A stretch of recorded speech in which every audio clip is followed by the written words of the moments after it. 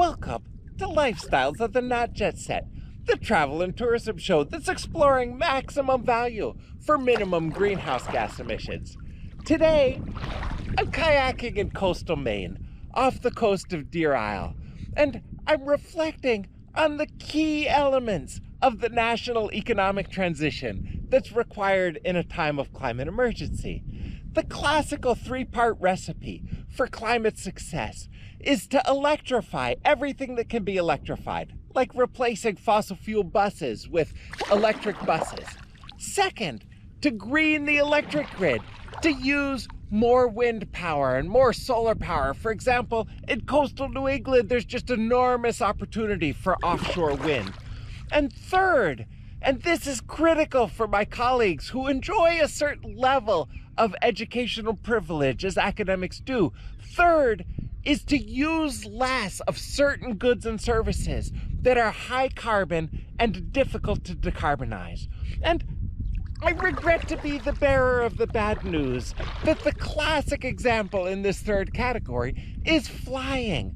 Part of the successful climate transition, which would bring an inspiration to the world, is if people with educational privilege, such as academic communities, could both measure how much they emit from their aviation and, in a sensible way, reduce and transform our own sector without losing the good that we want to accomplish in the world and the joy of what it is to be an academic. When my colleagues object to this thesis, it tends to be because they have a perspective that runs on a binary vector that goes from more carbon and more joy at the top right to less carbon and less joy at the bottom left. And, you could just picture it, that the jet setting brings what's good in life, and the alternative involves an unrealistic, they tell me it's a naive form of austerity. I really doubt this. I think that so much of the decisions we face have to do with the other sectors of this two-dimensional plot. Think first at the bottom right of how much we do that's high carbon, and in terms of enjoyment, it's folly. I mean, think of traveling to conferences to give short talks by air away from your family, resenting the lack of writing time, all for very little career purpose. And think of all the things we do even for recreation, where academics will fly on short trips, telling themselves that this is their reward because they've been working too hard. You have to fly to Europe and enjoy yourself because all the rest of the time you're overworked, and that this is a reasonable thing to do to compensate. That is a very inefficient way to solve the problem of overwork. The alternative, staring us straight in the face here at the top left corner quadrant of the graph, is making sure to take enough time off so that you can enjoy life, prepare yourself for the semester. Right now it's Labor Day weekend, the classic weekend to take a pause before the work of the fall.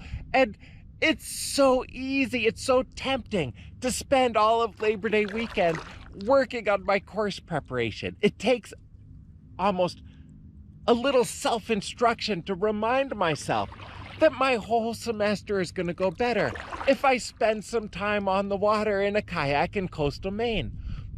Around here, sailing. I think about sailing as a classic example of a privileged form of recreation. Yesterday we went sailing in what I think real sailors, fancy sailors, would consider little more than a lateen-rigged rowboat. But for us, this just brought really great joy. And as a climate activist, of course, this is just a side topic on my mind. You can tell I'm always thinking about serious things, even while enjoying myself. The fact that it's wind powered connects that particular form of recreation to the challenge of our times in a way that I find appealing.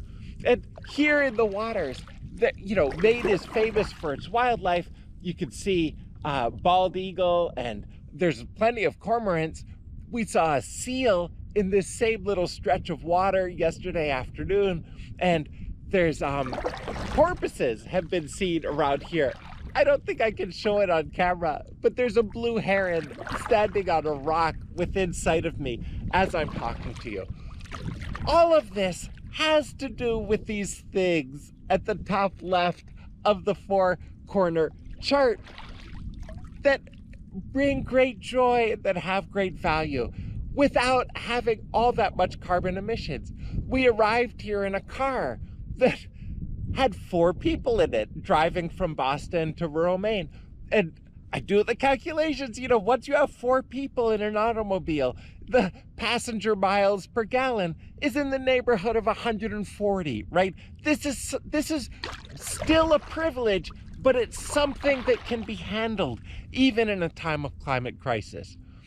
My message, which I hope you can hear, is that if we reflect, we can find ways of preserving, as an academic community, the good that we do in the world and the joy of being an academic without requiring an unethical amount of greenhouse gas emissions.